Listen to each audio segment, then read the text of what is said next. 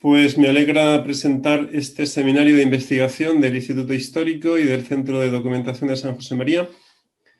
Sabéis que es una iniciativa que ha tomado cuerpo este curso. En diciembre pasado tuvimos el primero de los seminarios y estos seminarios tienen como fin compartir conocimiento, compartir el estado de las investigaciones de los miembros del Instituto Histórico y generar también un espacio de debate, de diálogo, de preguntas y respuestas que en último término ayuden a esa investigación a madurar más rápido. En diciembre habló Fernando Crobeto sobre la acción católica. En febrero Luis Cano habló sobre las cartas de San José María. Ahora Federico Requena hablará sobre los institutos seculares en Estados Unidos antes del Concilio Vaticano II y la discusión entre dos figuras, uno Joseph Halley, un religioso, y el otro Joseph Muzquiz, entre el año 49 y el 61. Federico Requena es doctor en Historia, es también doctor en Teología, es asimismo subdirector del Instituto Histórico de San José María y a la vez subdirector del Centro de Documentación y Estudio José María Escrivá en Pamplona. Tiene una amplia trayectoria en la investigación sobre la historia del Opus Dei y la historia de los contextos culturales, religiosos, eclesiásticos, que acompañan esa historia del Opus Dei, en concreto el contexto español de la espiritualidad y de la cultura religiosa del catolicismo español en los años 20 y 30 del siglo XX, y también el contexto del catolicismo norteamericano en las décadas inmediatas, anteriores a la celebración del Concilio Vaticano II, y es justamente por esta línea de investigación o por el acceso a este contexto, el conocimiento de este contexto, el que le permite ahora iluminarnos y ayudarnos a comprender mejor estas diatribas, estas polémicas que tienen como coprotagonista a José Luis Muzquiz, como es sabido, uno de los sacerdotes del Opus Dei, o el sacerdote del Opus Dei que comienza la labor del Opus Dei en Estados Unidos. La dinámica de este encuentro es sencilla. El profesor Requena, después de mi presentación, que va a acabar muy pronto, hablará durante unos 40-45 minutos, como mucho. Deseamos que durante ese tiempo pueda exponer todo lo que sabe, o una síntesis de lo que sabe sobre esta cuestión. Y después procederemos a las preguntas, pero por el formato que tenemos, que es muy bueno porque permite que gente de muchos sitios, estamos sobre todo europeos, pero es probable que algún americano también se una. Esa es la ventaja, la inmediatez, la calidez, la cercanía que puede dar la tecnología.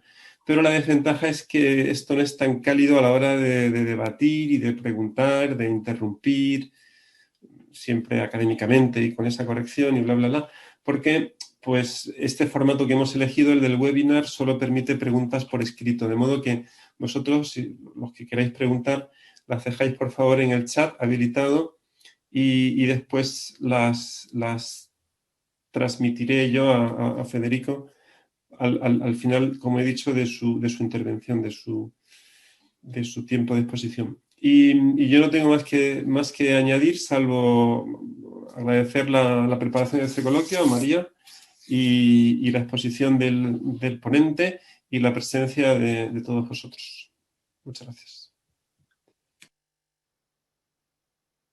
Pues muchas gracias, Santi, por la presentación, la introducción y a todos los que veo que se van conectando al seminario por su presencia. Voy a intentar efectivamente mantenerme por debajo de los 50 minutos. Este va a ser mi propósito. Intentaré acelerar todo lo que pueda y por eso entramos ya en harina sin más preámbulos. Confío en que les ha llegado un guión que se preparó para poder seguir con mayor facilidad el seminario. Pienso que eso nos puede ayudar también a ir un poco más rápido.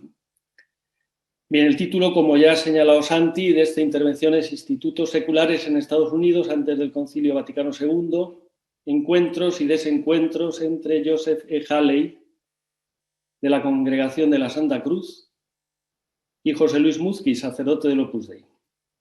Bien, me gustaría iniciar con dos premisas que pueden ayudar a centrar más el tema.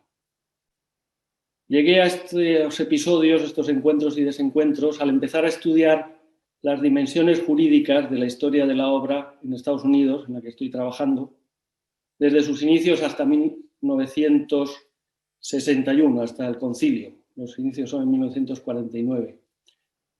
Reconozco que partía con el prejuicio de pensar que durante estos años el conocimiento de los institutos seculares en Estados Unidos era casi nulo. Quizá porque en la bibliografía que había manejado hasta el momento, pues apenas, bueno, de hecho no había encontrado ninguna referencia a institutos seculares. Sin embargo, al entrar en la documentación del Archivo de la Prelatura, concretamente la sección L, que reúne los documentos jurídicos, me encontré con esta relación entre Joseph Halley y José Luis Múzquiz. Luego esta documentación tuve ocasión de completarla con algunos otros papeles localizados en los archivos de la Universidad de Notre Dame y de la Conferencia de los Obispos Americanos, cuyo archivo se conserva en la Catholic University of America. Bien, en el Archivo de la Prelatura se conserva un material muy abundante sobre estas relaciones que abarcan además precisamente desde 1949 a 1960. Entonces, ante este material pensé que estudiar la historia de esta relación podría ayudar a establecer una cronología del itinerario que va desde 1949, momento en el que el Opus Dei se considera un instituto secular. No solamente se considera un instituto secular, sino que se considera el modelo de los institutos seculares, hasta 1960-1961, cuando el Opus Dei ya ve con claridad que tiene que abandonar ese modelo. Bueno, todos sabemos que el Opus Dei ha sido un instituto secular durante un periodo relativamente breve de su historia. Ahora que nos acercamos al primer centenario del Opus Dei, pues es fácil valorar lo que significan 35 años, que son los que transcurren desde 1947 a 1982. Pero en realidad, si queremos afinar más, el periodo durante el cual el Opus Dei se considera, de hecho, un instituto secular es aún menor, es bastante menor, desde 1947 a 1960, o sea, en realidad 13 años. Por tanto, el instituto secular es un periodo relativamente breve en la historia del Opus Dei, pero no insignificante, sobre todo cuando se quiere estudiar la historia del Opus Dei durante los años 50. Porque durante esos años el Opus Dei se presentó bajo esa forma jurídica, como decíamos, no solamente estaba convencido de ser un instituto secular, sino estaba convencido de ser el modelo de los institutos seculares, y así se presentaba ante todos los obispos en las diócesis en las que comenzaba su labor. Podemos recordar que entre 1947 y 1960 el Opus Dei comenzó en 22 países. Pero así se presentaba también ante el resto de las instituciones católicas con las que entraba en contacto. Y así se presentaba ante la opinión pública, y podríamos pensar que, y lo que es más importante, de algún modo así se autocomprendía también. En definitiva, pienso que pues no se puede prescindir de este capítulo del Instituto Secular si se quiere entender la historia del Opus Dei en la década previa al Concilio Vaticano II. Bueno, pues entonces, tras estas dos premisas, vamos al punto de partida que he elegido para comenzar a contar esta historia, que es una carta, como señalo ahí en el guión, fechada el 31 de enero de 1960,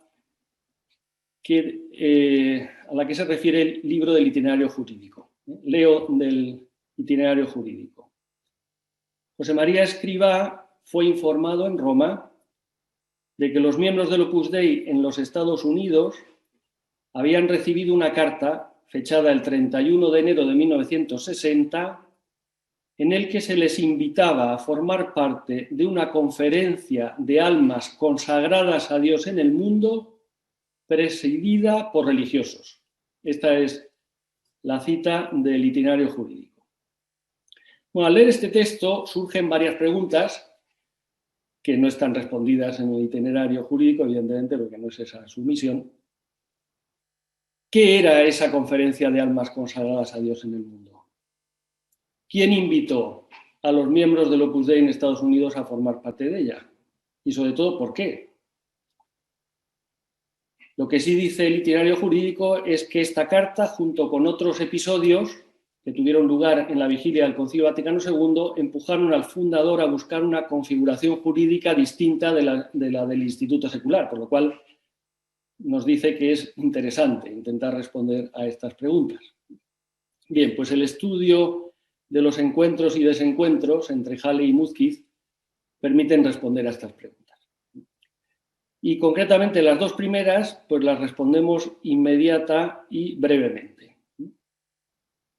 La conferencia de almas consagradas a Dios en el mundo era la Conference of the Life of Total Dedication in the World, que el sacerdote Joseph E. Halley, de la Universidad de Notre Dame, venía promoviendo desde una década atrás y que había sido aprobada el 29 de septiembre de 1959, lo cual, pues muy pocos meses antes de la famosa carta. Y había sido aprobada por la Conferencia de Superiores Mayores de Religiosos e Institutos Seculares de los Estados Unidos, con el visto bueno de la Sagrada Congregación de Religiosos. ¿Quién invitaba? Pues el autor de la carta, que en realidad era una circular enviada a diversas instituciones, pero que también llegó a todos los centros del Opus Dei, era el franciscano Stephen Hardegen, que por entonces era el presidente en funciones de la recién creada Conference of the Life of Total Dedication in the World. Como veremos más adelante, Stephen Hardegen había iniciado a colaborar con Joseph Halley, que fue el verdadero artífice de la conference, en los primeros años 50. Bueno, Stephen Hardegen era un conocido biblista americano, había estudiado en el Bíblico, aquí en Roma, había estudiado en Jerusalén, también era un conocido liturgista, que enseñaba en el noviciado que los franciscanos tienen en Washington, D.C., Holy Name College se llama. Ahí enseñó durante muchos años.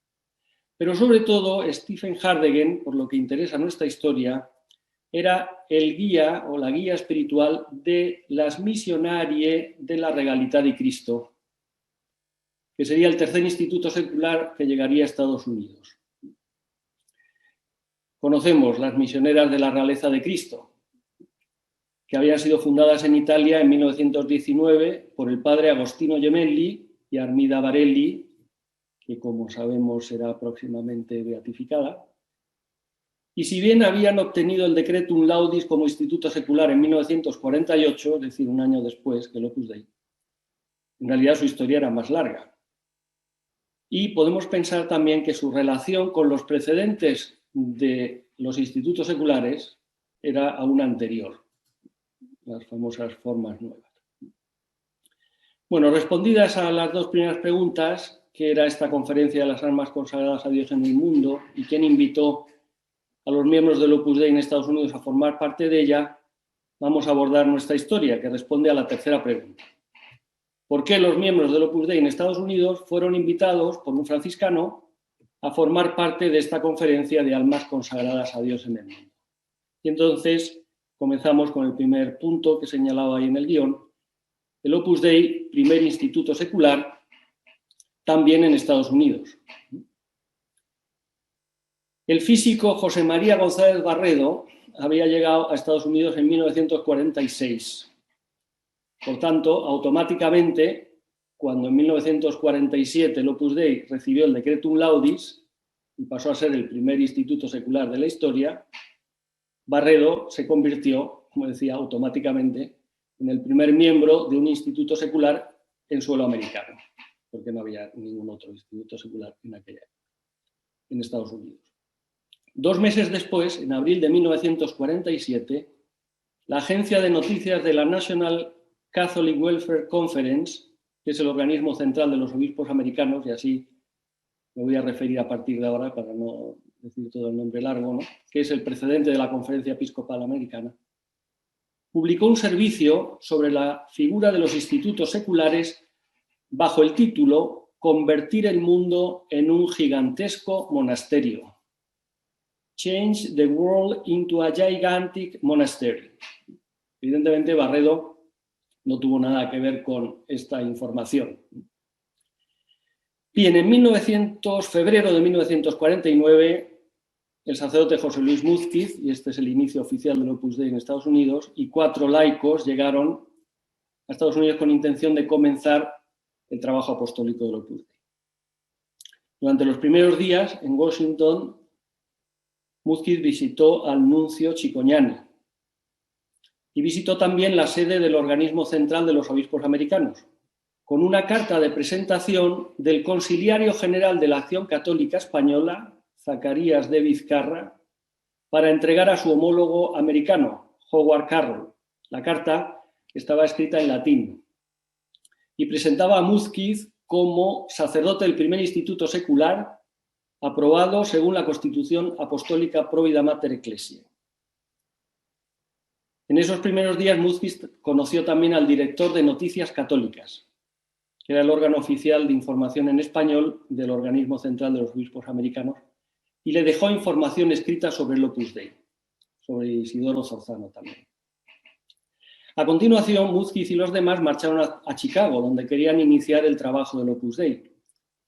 Ya en Chicago, el memorándum que Múzquiz preparó para el cardenal, tomando textos del Decretum Primum Institutum, por el que el Opus Dei, nombre del Decretum Laudis, por el que se había erigido el Opus Dei como instituto secular, y de las constituciones del Opus Dei del 47, recogía en este informe, preparado para el cardenal de Chicago, recogía el itinerario que había conducido a la promulgación de la Provida Mater Ecclesiae y a la aprobación del Opus Dei como el primer instituto secular, y explicaba además el papel de Álvaro del Portillo, entonces procurador general del Opus Dei, como secretario de la nueva comisión para los institutos seculares que se había establecido en la Congregación de Religiosos. Todo esto lo explicaba Múzquiz al cardenal de Chicago en su informe. Y estas fueron las primeras informaciones que sobre los institutos seculares llegaron por medio del Opus Dei, que, como ya hemos visto, no fueron ni serían las únicas. Y entonces llegamos a este episodio del discurso del Papa a las misionarias de la Regalità di Cristo. En agosto de 1949, Pío XII dirigió un discurso a las misionarias que cumplían sus 30 años. Los primeros 30 años habían sido fundadas, como recordábamos antes, en 1919. El Papa, en su discurso, no hacía ninguna referencia al Opus Dei, pero sí a los institutos seculares. Como hemos dicho, el Opus Dei era por el momento el único instituto secular en suelo americano. Y de hecho acababa de abrir su primer centro en Chicago. Lo abrió precisamente en agosto. De tal manera que algunos periodistas se dirigieron allí, a Woodland Residence, el primer centro del Opus Dei en Estados Unidos. La mayor parte de las informaciones periodísticas que se publicaron en Estados Unidos, que por otro lado se hacían eco del artículo con el que el Observatore Romano había dado la noticia del discurso papal, presentaban los institutos seculares como una nueva forma de vida religiosa.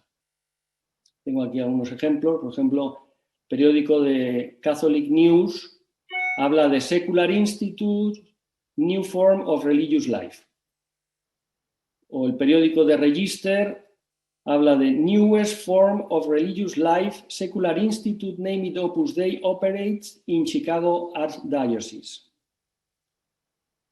Bien, estas informaciones periodísticas, no muy exactas, podemos pensar, atrajeron la atención tanto sobre el Opus Dei como sobre los institutos seculares en general. Y de hecho comenzaron a llegar peticiones de información sobre los institutos seculares al organismo central de los obispos americanos. Como vimos, Múzquiz ya había dejado alguna información sobre el Opus Dei y sobre Isidoro Zorzano allí. Bien, las informaciones publicadas no eran muy precisas, como acabamos de ver, pero hacen ver que, al menos hasta este momento, Múzquiz y el Opus Dei eran referentes informativos sobre los institutos seculares en Estados Unidos.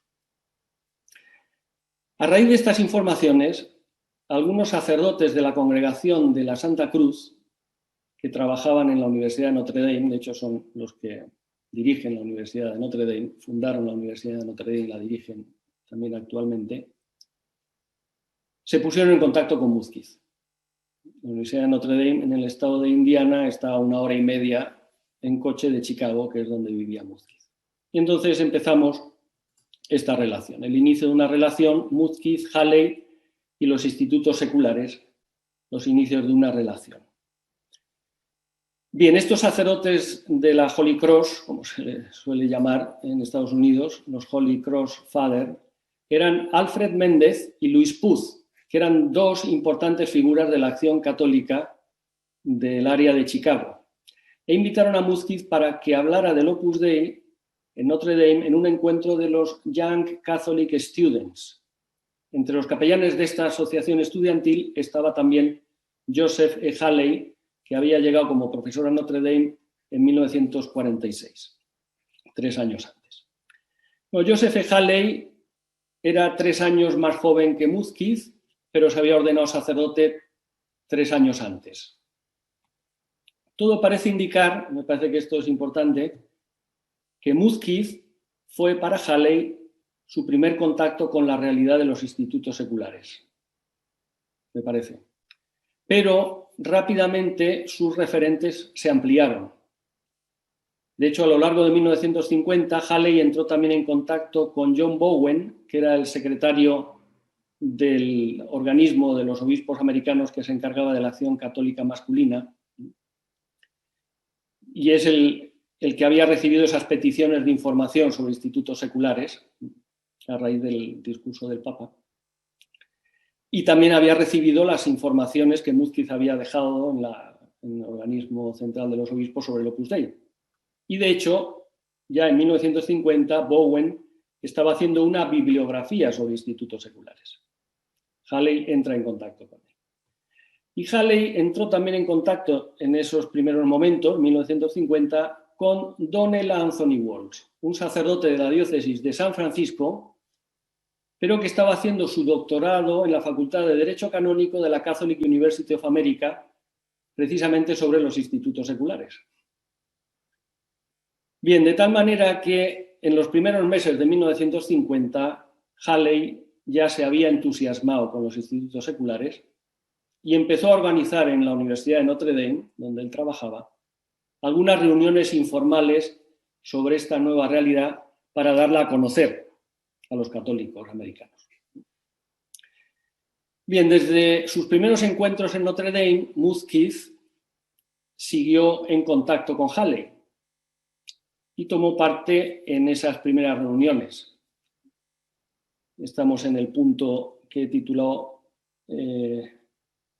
Halley minusvalora el interés de Muzquiz minusvalora el interés de Halley, ¿no? Me parece, porque quizás el juicio queda un poco peyorativo, pero me parece que es bastante exacto. En marzo de 1950, Muzquiz escribe a José María Escrivá. En marzo de 1950, después de una de estas reuniones. El domingo estuve en la Universidad de Notre Dame. Los hermanos de la Holy Cross me pidieron una charla sobre la obra. Creo que salí bien del paso, a base de hablarles de la evolución de la vida de perfección y un poco de la próvida. Y 2 meses después, en mayo, después de otro encuentro, escribe también a José María Escrivá.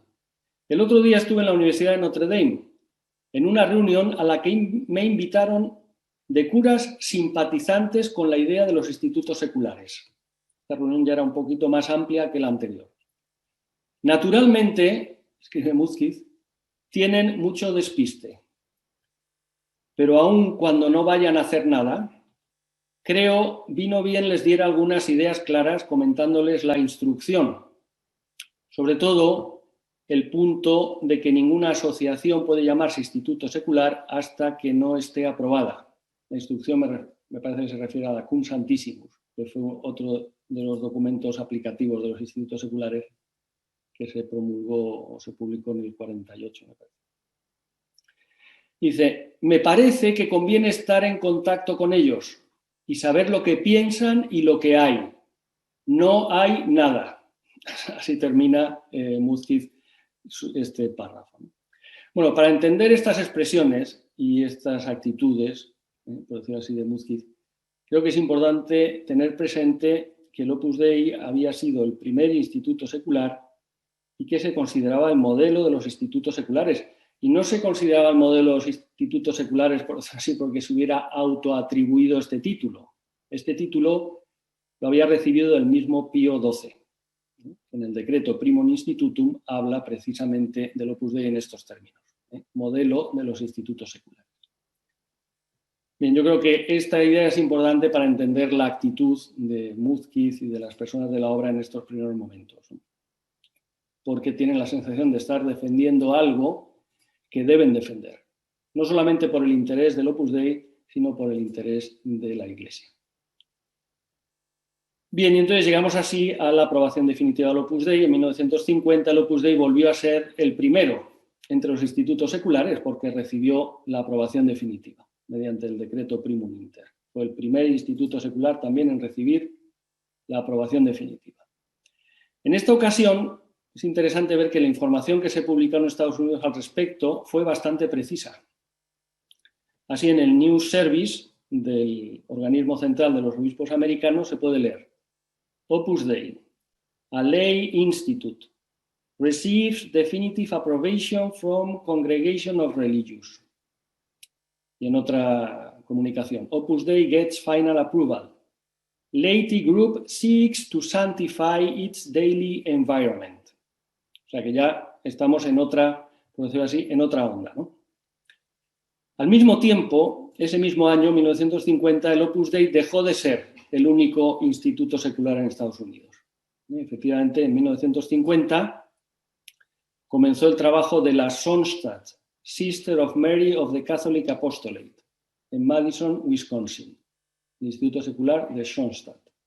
Y ese mismo año inició también su trabajo el de las misioneras de la Realeza de Cristo, en Washington, D.C., fundadas por Padre Gemelli. Bien, Muzquiz tuvo pronto ocasión de entrar en contacto directo con estos dos institutos seculares que acaban de llegar a Estados Unidos. Y, de hecho, relataba sus primeras impresiones al fundador de la obra, subrayando la diferencia que hay entre la obra y todas las demás cosas, escribe Muzquiz. De las primeras, Muzquiz va a comentarle que tienen una cierta apariencia de monjas, por el modo en el que van vestidas, una medalla muy grande que llevan. De las segundas, y sobre todo del franciscano Hardegen, que era el capellán de las misioneras, va a insistir en su idea de que tenía mucho despiste. Bien, despiste o no despiste, la cuestión es que durante los 5 años sucesivos, Halley se iba a convertir en el referente de los institutos seculares en Estados Unidos y Hardegen y las misioneras de la Realeza de Cristo en sus principales apoyos. Y entonces aquí entramos en el punto 3. Halley y Muzquiz, 5 años de colaboración desde la distancia. Bueno, no es posible detenernos con detalle en toda la actividad de Halley, durante estos años en torno a los institutos seculares. Lo que se puede destacar es que esas actividades comenzaron a reunir un número cada vez mayor de religiosos, especialmente entre los ponentes de los congresos. O sea, las actividades que organizó Halley en torno a los institutos seculares eran sobre todo congresos, publicaciones, como veremos, y también un centro de información que organizó sus institutos seculares. Bien, entonces estas actividades iban reuniendo cada vez un número mayor de religiosos, lo cual tampoco es de extrañar si se tiene en cuenta que la mayor parte de las organizaciones de laicos, retiros espirituales, movimientos familiares, capellanías universitarias, estaban en manos de religiosos, lo cual una buena parte de la acción católica americana estaba en manos de religiosos. Bien. Bueno, también a modo de síntesis podemos decir que el Opus Dei se hizo presente solo en algunas de estas iniciativas, las veremos, mientras Hardegen y las misionarias de la Realeza de Cristo se convertían en los grandes colaboradores de Halley, como hemos dicho. Bueno, el primer gran congreso que organizó fue durante el verano de 1950, o sea, muy pronto, en Washington, D.C. Asistieron unas 70 personas y ahí en ese congreso se decidió editar un boletín permanente que informara sobre institutos seculares y un centro de información sobre institutos seculares que se situaría en la Universidad de Notre Dame y del que Halley sería obviamente el director. Bien, en esta ocasión Muzquiz había decidido no viajar a Washington, pensaba que era más prudente no asistir, cito palabras literales de Muzquiz, dado el confusionismo que tienen. Esto también procede de una carta escrita al fundador del Opus Dei. Bien, la segunda gran conferencia o gran congreso que organizó pues fue poco después, bueno, en enero de 1952.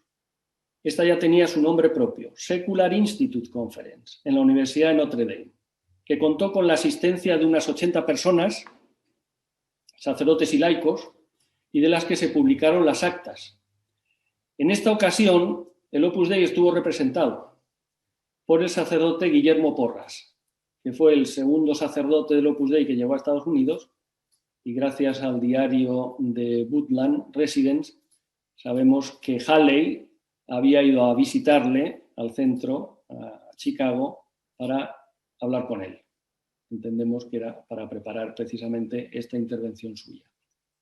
Bien, hemos de hacer referencia también al First National Congress of Religious of the United States, de agosto de 1952. También está ahí en el guión. Evidentemente, este congreso no había sido organizado por Halley, había sido organizado por la Sagrada Congregación de Religiosos. Y de hecho estuvo presidido por Arcadio Larraona, el secretario de la Congregación de Religiosos, que por entonces, por fallecimiento del prefecto anterior, era el prefecto en funciones. Con este gran congreso de los religiosos americanos en la Universidad de Notre Dame reunió a 2.000 delegados que representaban a los 165.000 religiosos que había en Estados Unidos en aquel momento, religiosos y religiosas. Bueno, en este congreso se presentaron dos comunicaciones sobre los institutos seculares. La primera a cargo de Stephen Hardegen, que ya lo conocemos, la segunda a cargo de Winfried de Wagenbach, que era la representante de Schoenstatt. Ambos hablaron del Opus Dei, que no estuvo presente, y hablaron del Opus Dei con bastante precisión en sus intervenciones. Conservamos las actas de este congreso también. Bien, durante el congreso, y esto también es interesante para nuestra historia, aunque el congreso no lo organizó Halley, pero aparte de estas dos conferencias que hubo sobre institutos seculares, lo más importante es que durante el congreso Halley tuvo ocasión de hablar largo y tendido con Larraona. Y de hecho, según su propio testimonio, el de Halley, dice que recibió el apoyo de Larraona para todas sus iniciativas. A estas alturas, Halley ya se presentaba como el coordinador de los institutos seculares en Estados Unidos. Y estamos en agosto de 1952. Y así se había presentado en este congreso, donde estaban los representantes de todos los religiosos de Estados Unidos. 2.000 representantes ahí presentes, representando a más de 260.000 religiosos. Bueno, entonces en este escenario continuó moviéndose la actividad de Halley hasta 1955. Y entonces aquí ya llegamos al punto 4. El punto 4, que he titulado El dilema de Muzquiz entre aislarse de Halley o intentar encauzarlo. El protagonismo de Roma. Halley no solo había asumido el liderazgo de los institutos seculares en Estados Unidos en pocos años, como hemos visto, sino que a partir de 1955 se planteó un cambio de horizontes para sus iniciativas que abre una nueva etapa en nuestra historia. Desde este año, 1955, Halley decide que va a englobar en sus iniciativas no solo a los institutos seculares, a los que no obstante piensa seguir prestando especial atención, sino a toda manifestación, cito palabras textuales, a toda manifestación de entrega total en el mundo, total dedication in the world, fueran institucionales o privadas, aprobadas o en vías de aprobación o sin aprobación ninguna. Con lo cual vemos que es una ampliación inmensa de horizontes y si ya en torno a los institutos seculares podía haber un poco de confusión, ahora ya la confusión, por decirlo así, desde el punto de vista del modelo de los institutos seculares es total. Bueno, este nuevo horizonte de Halley se reflejó en los 5 grandes congresos que organizó entre 1955 y 1958 por toda la geografía americana. Se organizó congresos regionales en Chicago, en San Francisco, en New Orleans y en Boston, cubriendo las dos costas, el Midwest y el sur, o sea, abarcando toda la geografía de los Estados Unidos. Algunos de estos congresos llegaron a reunir a más de 300 personas. Y también publicó el libro Apostolic Sanctity in the World. Fue publicado por la editorial de la Universidad de Notre Dame en 1957. Y finalmente, en esta época también, concretamente en 1956, lanzó la idea de una Conference of the Life of Total Dedication in the World. Bueno, no es posible detenernos en cada una de estas actividades, pero vamos a intentar sintetizar, me parece que es lo que nos interesa, las reacciones que provocaron este nuevo horizonte entre las personas del Opus Dei, tanto en Estados Unidos como en Roma, y también las reacciones que suscitó en la congregación de religiosos. Entonces vamos a empezar por esta última, la congregación de religiosos. Entonces aquí ahora estamos ya en este punto, una carta de la congregación de religiosos para Halley. En la congregación de religiosos, Halley tenía 3 personas que conocían sus iniciativas de primera mano. Ya hemos visto la Rahona, pero también estaba Elio Gambari, misionero de la Compañía de María, que trabajaba en la congregación y también había estado con la Rahona en el Congreso de Religiosos en Estados Unidos. Y también trabajaba en la congregación Edward Heston. Edward Heston era el procurador general de la congregación de la Holy Cross, o sea, de la congregación de Halley. Con lo cual, estas 3 personas que trabajaban en la congregación de religiosos conocían de primera mano y estaban en una relación muy estrecha con Halley. Edward Heston era también amigo, conocido de Álvaro del Portillo, que como sabemos también trabajaba en la congregación de religiosos, concretamente en esta oficina para institutos seculares. Trabajaba junto con Salvador Canals. De tal manera que aquí tenemos, por decir así, los protagonistas romanos de nuestra historia. Porque esta historia, si bien es una historia eminentemente americana, tiene una dimensión transatlántica importante. Y aquí tenemos estos actores romanos, podemos llamarle así. Bien, la congregación de religiosos, que seguía con interés los trabajos de Halley, le envió una carta con fecha 4 de marzo de 1955. En la carta se le indicaba que debía informar a la congregación de sus actividades y que debía enviar las publicaciones que fuera realizando.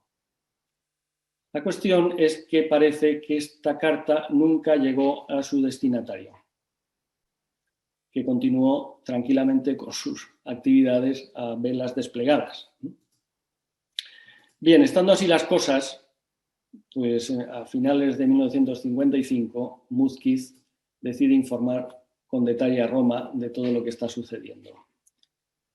Hasta ese momento, Múzquiz pues no siempre había acudido a los encuentros de Halley, como hemos visto, pero sí había continuado colaborando ocasionalmente. Concretamente, en noviembre del 55, o sea, ya casi a finales de año, Múzquiz había terminado de preparar un artículo sobre el Opus Dei para el libro que Halley estaba preparando. De hecho, Halley se lo había pedido, Múzquiz había preparado ese artículo sobre el Opus Dei. Por esas fechas también, finales de 1955, Múzquiz había animado al sacerdote irlandés Cormac Burke, que fue también de los primeros sacerdotes del Opus Dei que fueron a Estados Unidos, acaba de llegar a Estados Unidos, de hecho, Cormac Burke, para que tomara parte en las reuniones de Halley con las que estaba preparando el Congreso Regional de Chicago, que se celebraría en 1956. O sea que una cierta relación se había mantenido, podríamos decir, pero una cierta colaboración desde la distancia, ¿no? Le llamaba. Pero bueno, entonces a finales de 1955, en estos momentos, y ante la ampliación de horizontes de Halley, Múzquiz pensó que la confusión en torno a los institutos seculares estaba aumentando de modo exponencial. Pues las instituciones e individuos que acudían a las reuniones de Halley, pues cada vez eran más dispares, bajo este paraguas de Total Dedication in the World, cada vez más dispares. Y que solo había dos opciones. Mudgett veía solamente dos opciones: o aislarse de Halley y sus iniciativas o intentar encauzarle. Bueno, pues con estas ideas él escribe a Roma y la respuesta que recibió de las autoridades del Opus Dei en Roma fue neta: no asistir a esas reuniones ni colaborar de ningún modo. Entonces, en ese momento, Cornwall Burke desaparece de la organización del Congreso del Midwest y Mudgett viaja a Notre Dame, a la Universidad de Notre Dame, para entrevistarse personalmente con Halley y transmitirle las instrucciones que había recibido de Roma.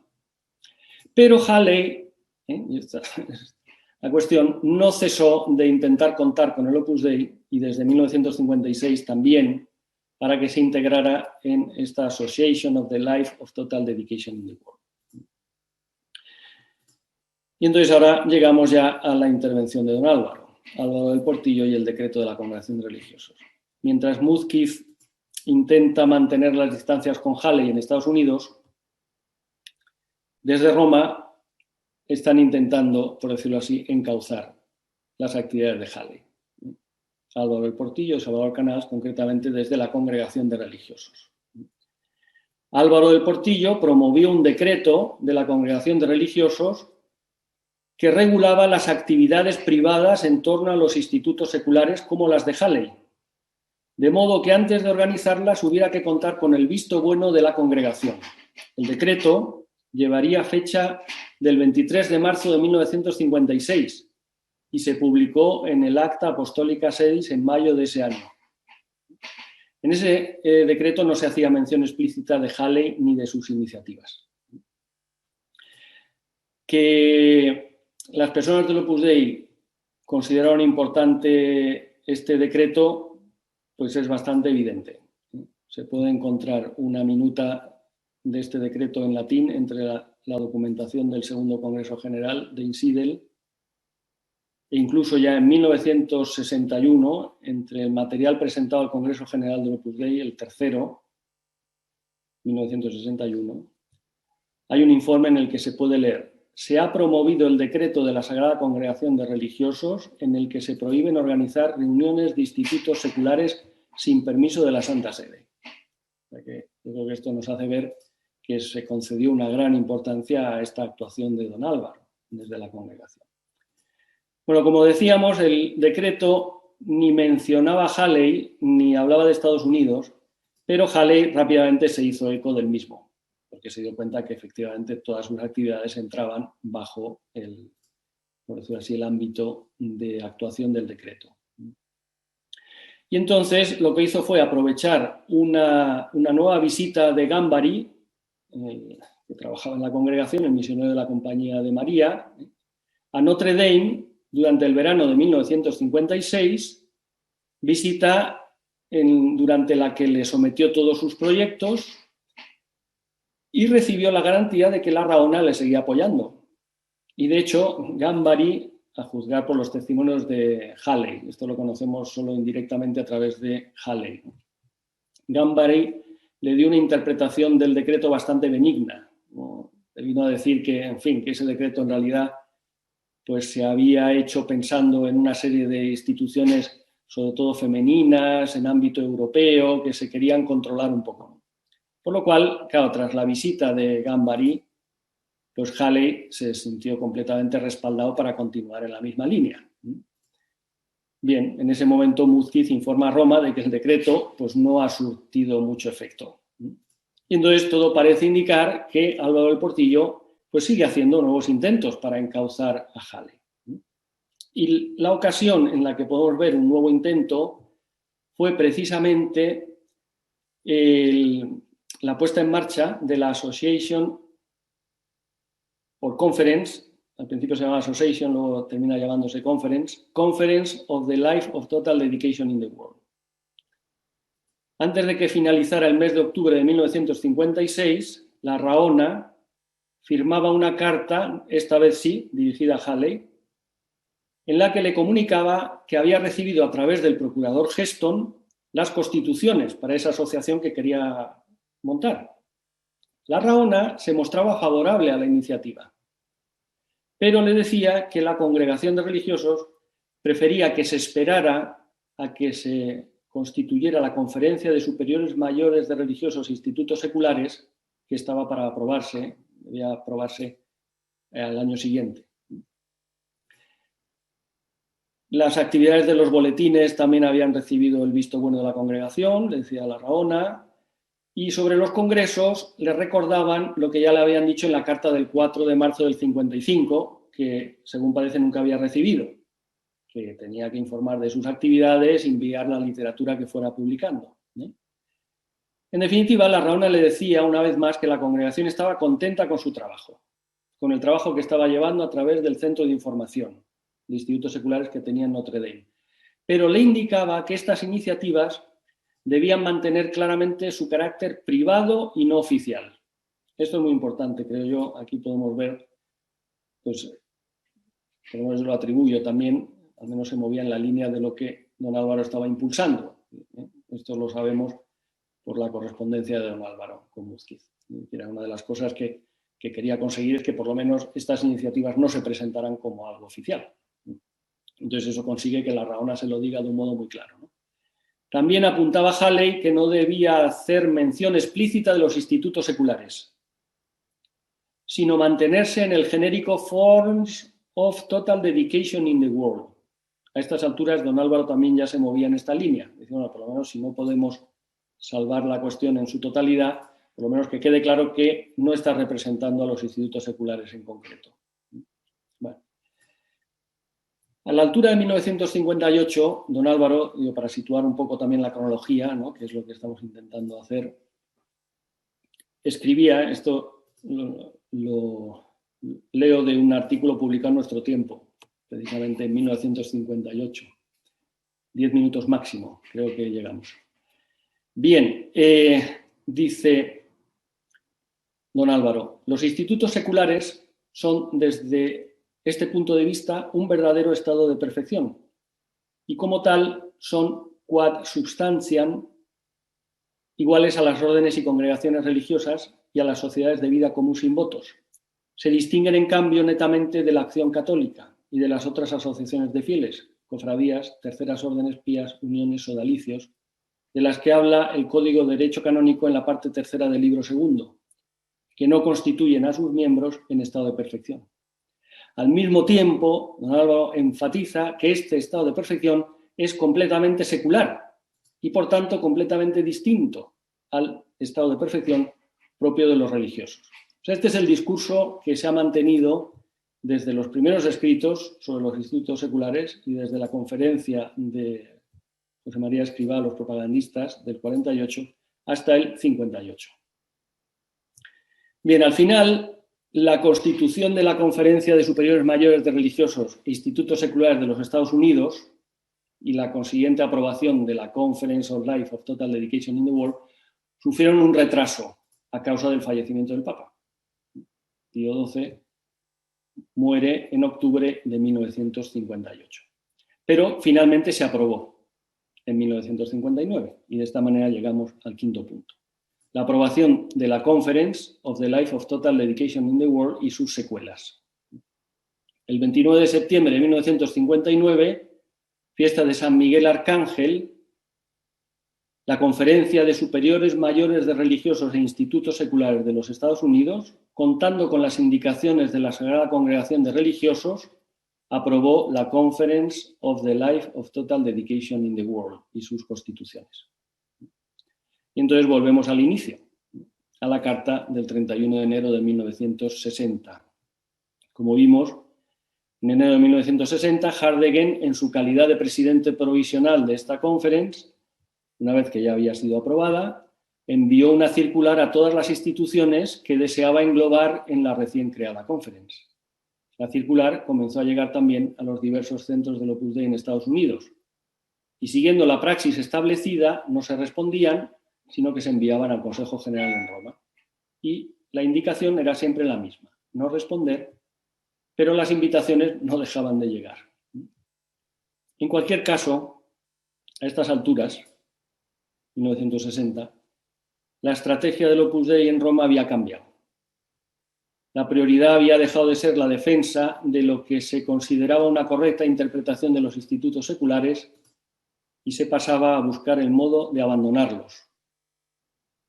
A comienzos de 1960 llegó una nota del Consejo General del Opus Dei para los miembros en Estados Unidos, en la que se pedía rezar por una intención del fundador, ofreciendo la misa, el rosario, jaculatorias y mortificaciones. La primera noticia que he documentado, no sé si es la primera en absoluto, pero por lo menos es la más antigua que he conseguido documentar de esta intención particular del fundador del Opus Dei, es del 30 de diciembre de 1959 y pertenece a una anotación del diario del Consejo General, que dice así: el padre, José María Escrivá, ha encargado a don Álvaro del Portillo la redacción de la nota pidiendo a todos, a toda la obra, misas, comuniones, oraciones y sacrificios por una intención del padre. 30 de diciembre de 1959, diario del Consejo General. Bueno, como sabemos, desde marzo de 1960, el Opus Dei empezó a hacer presente ante la Santa Sede su problema institucional y planteó de modo oficioso la posible revisión de su estatuto jurídico. Ya conocemos el resto de la historia gracias a don José Luis Illanes y sus coautores en el itinerario jurídico. Bien, en otoño de 1961, y por motivos que nada tenían que ver con la historia que hemos abordado en estas páginas, los dos protagonistas, Halley y Muzquiz, salieron de escena. Muzquiz quedó en Roma como miembro del Consejo General del Opus Dei y Halley fue trasladado a la Universidad de Portland, también dirigida por los Holy Cross Fathers, pero que estaba en el norte de la costa este, a unos 3.500 kilómetros de Chicago, donde continuó su tarea como profesor y capellán, pero ya no mantuvo su conexión con los institutos seculares y con la conference recién aprobada que quedó en manos sobre todo del franciscano Harding. Y de este modo, pues llegamos a la conclusión. La historia de los encuentros y desencuentros entre Halley y Muzquiz, si bien es una historia americana, por tanto parcial, tiene una dimensión transatlántica que podemos pensar ofrece algunas claves, desde luego no todas, para entender mejor el itinerario que lleva al Opus Dei desde considerarse un modelo de los institutos seculares a querer abandonarlos, y permite esbozar una cronología, que son las tres conclusiones que pongo aquí a continuación. En Estados Unidos, el Opus Dei fue el primer instituto secular, pero pronto dejó de ser el referente de los institutos seculares. En 1949 el Opus Dei se consideraba el modelo de los institutos seculares e hizo todo lo posible para defender la interpretación de esa figura según el modelo. Y hemos visto como aún en 1956, en 1957 y en 1958 se hacía todo lo posible desde Roma para conseguir este objetivo. Sin embargo, esta sería la tercera conclusión, a finales de 1959 el Opus Dei había llegado al convencimiento de que la figura del instituto secular, tal como se había interpretado y había evolucionado en su primera década de existencia, ya no le ofrecía un marco jurídico adecuado y se proponía abandonarlos. Por último, ya si queremos una cuarta conclusión, la historia que acabamos de recorrer pone de relieve también que en la congregación de religiosos coexistieron valoraciones discrepantes sobre las actividades de Halley. Esto parece bastante claro. Ya lo que habría que profundizar, estudiar desde otras fuentes, indudablemente, y desde una perspectiva más romana, es si estas discrepancias eran reflejo de unas valoraciones también discrepantes sobre la misma figura del instituto secular. Bueno, pues yo creo que hemos llegado al final dentro del tiempo previsto, más o menos, ¿no? Aquí nos paramos. Pues muy bien, ¿se me oye? Yo te oigo. Se me oye. Entonces, si os parece, aunque habíamos dicho de poner las preguntas por escrito, descubro aquí la posibilidad de permitir hablar a los ponentes si previamente levantan la mano Y eso a lo mejor es lo que podemos hacer, porque a lo mejor alguna pregunta necesita más aclaraciones o preferís hablar. Y en cualquier caso, esto, insisto, lo podemos hacer así. Si alguien levanta la mano, aquí, Margot Sandón, pues te doy la opción de hablar y ahora en principio podrías hablar. O sea, te escucharíamos. Ay, fantástico. ¿Se me oye? Sí, sí. ¿Sí? Ya. Muchas gracias, don Federico. Muy clara y sintética su exposición. Tiene que decir que ha superado la prueba del tiempo. De la exposición que hace, solo quería hacer esta observación, que pareciera como que don Álvaro impone un cierto punto de vista. Me gustó mucho la aclaración, la observación que usted hace al final, que habría que ver si estas diferencias de pareceres sobre Halley están relacionadas con la concepción de instituto secular. ¿Usted sabe si hay algún otro personaje que aparezca en esta historia romana de sobre Halley? Porque si no da la impresión de que es don Álvaro que está moviendo hilos. Es solo una impresión, pero eso, nada, gracias. Sí, digo, yo creo que don Álvaro está jugando el papel que le corresponde en cuanto miembro de la congregación de religiosos y concretamente, particularmente responsable de los institutos seculares.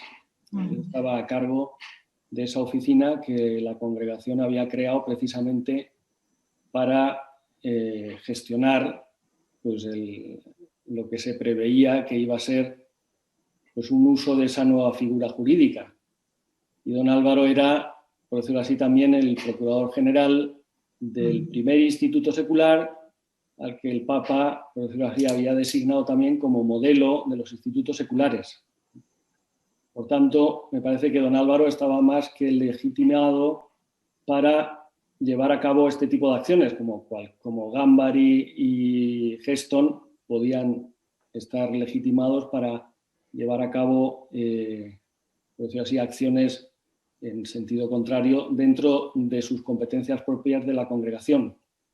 Pero yo ya no sé más, porque habría que ir a la documentación que se pueda conservar de esta oficina sobre institutos seculares de la congregación de religiosos de esta época y ver de qué manera se fueron jugando estos partidos, ¿no? Me parece a mí. No sé si esto responde un poco. Sí, sí, en parte sí. Gracias. Elena Yáñez ha pedido la palabra, pues se la damos. Elena, ¿se te escucha? A ver. ¿Se me oye? Sí, ahora. Ahora sí. Quería preguntar cómo fue exactamente en el Concilio Vaticano II el paso del entendimiento de que no éramos un instituto secular, sino una prelatura personal. Eso me temo que queda absolutamente fuera de mi competencia, porque esta intervención se circunscribe a la etapa previa al concilio. De todas maneras, me parece que con lo que ha salido ya en la exposición, lo que sí se ve claramente es que ya a finales de 1959 y desde los primeros años 60, el Opus Dei está planteando, primero informalmente y después formalmente a la Santa Sede, que quiere abandonar esa figura. Ya cómo se va, por decirlo así, dando los pasos que llevarán a la prelatura, pues es lo que conocemos con el libro de don José Luis Illanes y el mismo don José Luis, que veo que está por aquí conectado, quizá a lo mejor podría ampliar más la cuestión, pero me parece que desde el punto de vista de nuestro tema queda claro el momento y el modo que lleva al Opus Dei a querer dejar la figura del instituto secular. Me parece que ya el desemboque en la prelatura es otra historia, ¿no? Vale. Hay otro interviniente, pero no sé su nombre porque aquí figura solo algo como visita UP1. ¿Quién eres, perdona? ¿Hola? Pues es que no... Puedes hablar en principio, pero... Bueno, entonces silencio y pasamos a Mercedes. Mercedes Montero, que quería intervenir. ¿Se te oye, Mercedes? ¿Hablas? No. ¿Ahora? ¿Ahora se me oye? Ahora se te oye, sí. Ahora se te oye perfectamente. Vale, yo lo que quería preguntar o comentar o que alguien me explicara bien es por qué un señor como Halley, que no es nadie, ni siquiera pertenece a un instituto secular, él mismo se da a sí mismo la misión de conectarlos a todos, más o menos casi de dirigirlos, más o menos de expandirlos por los Estados Unidos. Es que me resulta chocante, o sea, muy chocante. No sé, en fin. Sí, digo, yo puedo hacer mi interpretación, porque claro, habría que sumergirse en la personalidad de Halley y tampoco la conozco hasta esas profundidades, ¿no?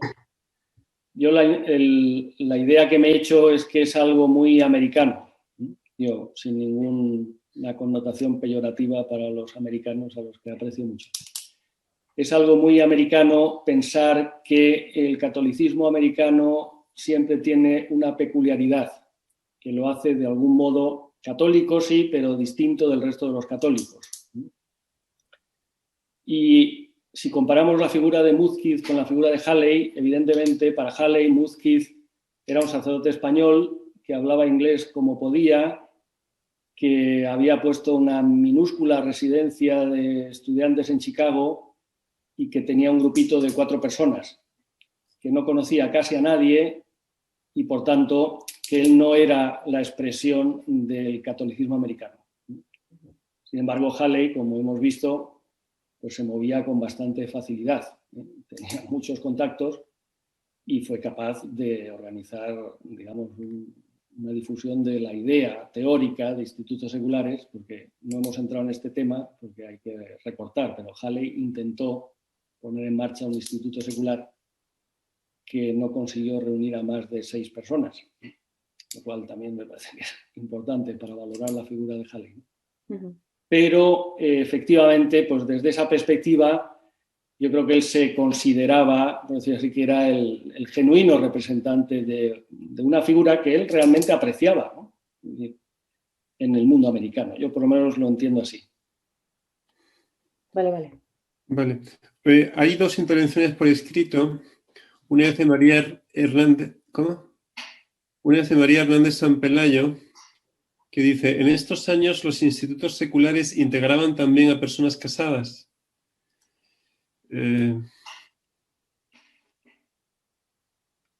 Federico. Bueno, el Opus Dei integraba a personas casadas en la modalidad en que podía integrarlas, que era un integrar, por decirlo así, sin una adhesión completa y formal, ¿no? Quiero entender, yo tampoco soy un experto en estas cuestiones, ¿no? No me suena que los demás institutos seculares, de Schoenstatt y las misionarias de la Realeza de Cristo, a estas alturas tuvieran gente casada. Pero bueno, aquí entre los oyentes tenemos ilustres canonistas que probablemente sabrán más que yo de esto. Y luego hay una segunda intervención de Pablo Pérez, que dice: muy interesante, don Federico, muchas gracias. Me disculpo, aquí debo finalizar mi escucha. Solo apuntaría en el sentido en que indica Maruo Sandón, que da la impresión de que el único que no se siente incómodo en el ámbito de los institutos seculares era el Opus Dei. Algo que encaja con la historia posterior. ¿Se siente incómodo o cómodo, quizá? Claro, si es cómodo se entiende, sí. Si es cómodo, comparto plenamente. Si es el único que no se siente incómodo. No. Me da la impresión de que hay mucha gente que se siente muy cómoda con los institutos seculares, pero interpretando los institutos seculares de un modo distinto a como los interpretaba el Opus Dei. Yo lo que me atrevería a afirmar es que la interpretación que el Opus Dei tenía de los institutos seculares era bastante exclusiva del Opus Dei, esto sí.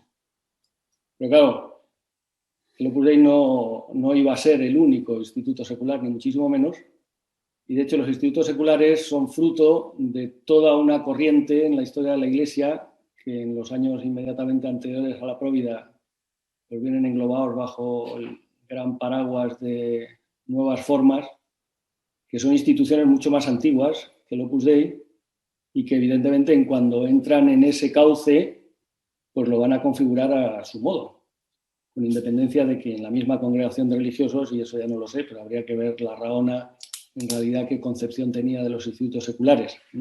Si queréis, yo no sé si tenéis presente unas palabras que don Álvaro le escribió en 1965, me parece que explican bastante bien esta cuestión. En 1965, don Álvaro escribe a Ildebrando Antoniuti, que me parece que en aquel momento era el prefecto de la Congregación de Religiosos, por decir así, dando una explicación de por qué había actuado así. Eso me parece que engancha con lo que dice Pablo y también con lo que decía Mario, ¿no? Dice, por un sentido de lealtad, está aquí en italiano, ¿eh? O sea, pero bueno, voy a intentar leerlo así directamente. Por un sentido de lealtad, repito, siempre he defendido lo que pensaba que era la figura genuina de los institutos seculares. Y al mismo tiempo, hasta el momento en el que me ha sido posible, dice don Álvaro, también la praxis de la Sagrada Congregación de Religiosos. Ya que ahora, por decir así, me he dado cuenta de la inutilidad de todos estos esfuerzos, defendiendo lo genuino de los institutos seculares, he preferido callar. Sobre todo después de haber escuchado al mismo cardenal Larraona diciéndome que la insistencia en esta línea era inútil, dado que el Opus Dei es un fenómeno distinto al de las otras asociaciones que fueron posteriormente aprobadas como institutos seculares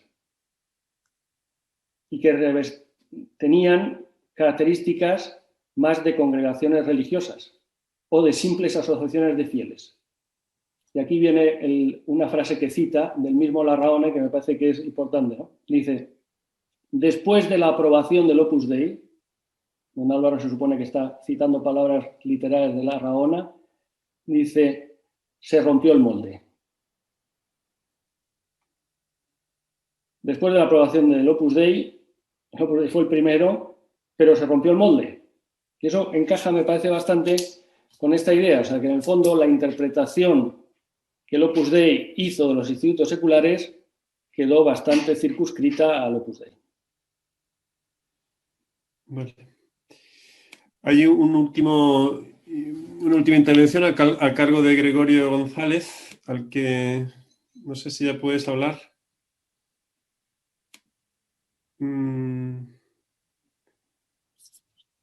Gregorio, ¿escuchas o hablas? ¿Ahora? Sí, ahora.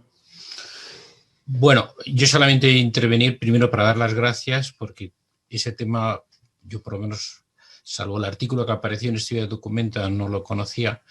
Y para preparar la conferencia he encontrado en los archivos en Internet, en los archivos de Notre Dame, dos legajos de Joseph Halley. No digo porque a lo mejor se podría encontrar ahí documentación sobre estas relaciones con Father Muskiz o también dirigidas al Vaticano, ¿no? No sé si la han podido mirar o si lo conocen.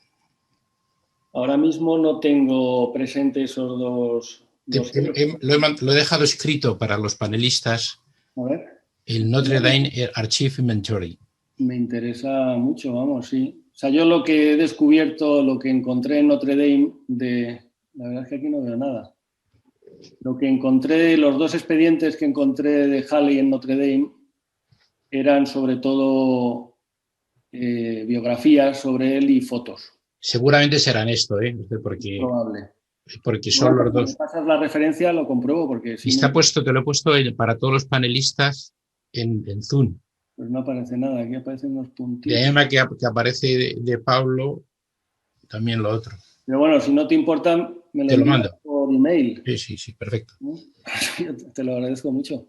Sí, Hay también un cementerio, hay un cementerio en Notre Dame de esta congregación de la Santa Cruz, sí. con todos los nombres, quienes han enterrados allí, etcétera.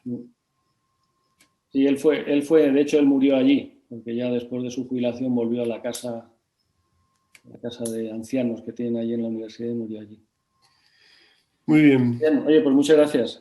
Pues no hay más intervenciones y de este modo damos por concluido este seminario de investigación. Muchas gracias a María y a Federico por todo. Muchas gracias también a todos los asistentes por vuestra presencia y participación. Y nada, hasta la próxima, que será en abril. Y el próximo seminario lo daré yo sobre los primeros años de vida de la Sociedad Sacerdotal de la Santa Cruz, desde el año 50 al 62, es decir, de la incorporación de sacerdotes incardinados en diócesis al entonces Instituto Secular, que era el Opus Dei. Desde su aprobación, esta posibilidad para los diocesanos en el 50 hasta el Vaticano II. Muy bien, y nada más, muchísimas gracias y bueno, pues que paséis lo mejor de lo mejor. Y un cordial saludo. Gracias a todos. Chao. Muy bien, muchas gracias, Santi. Muchas gracias a todos por vuestra atención y vuestras contribuciones. Por cierto, si alguien está interesado en profundizar en este asunto, en el próximo número de Estudia Documenta podréis encontrar un artículo extenso sobre el tema con más detalles.